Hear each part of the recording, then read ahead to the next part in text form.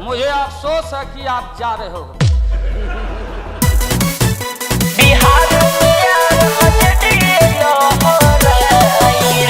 Krishna recording studio Delhi.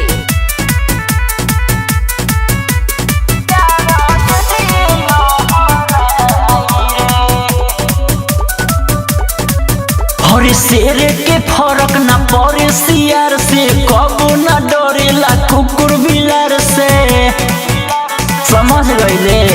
शेर के फर्क न पड़े सियार से, कबो न डरेला कुकुर बिलार से। कि कबो लालू के लाल न डेराई रे, आबे दे लकसन तबे सबके बताई रे। आबे दे लकसन तबे सबके बताई रे। बिहार में लालटनिए जगमगाई रे।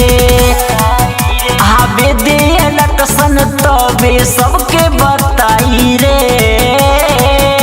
बिहार में राजडी झंडा लहराई रे।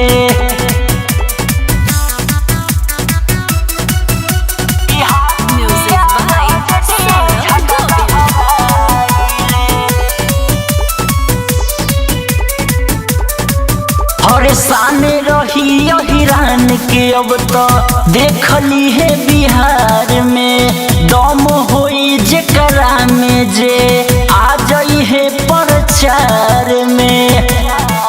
अरे समझ गईले? सानो रही हिरान के अब तो देखली है बिहार में। दम होई जेकरा में जे आ जाई है प्रचार में। कि तोरे कहिले सुन पलटुआई रे।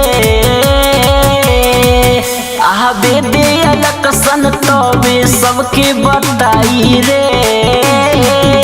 बिहार में लालटनिए जगमगाई रे। आबे दे लकसन तबे सबके बताई रे। बिहार में राजडी लहराई रे।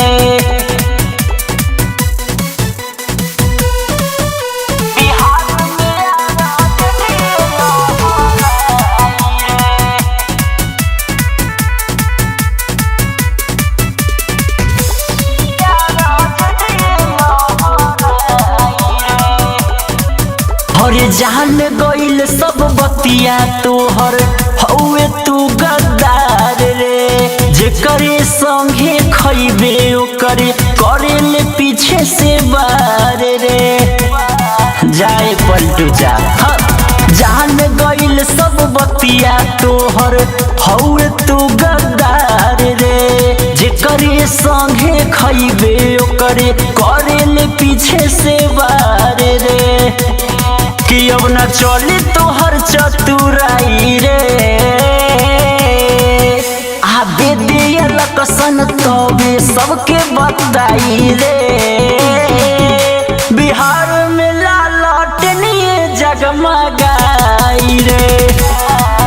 आबे दे लकसन तबे सबके बताई रे। बिहार में राजडी सगरो छाई रे। Krishna recording studio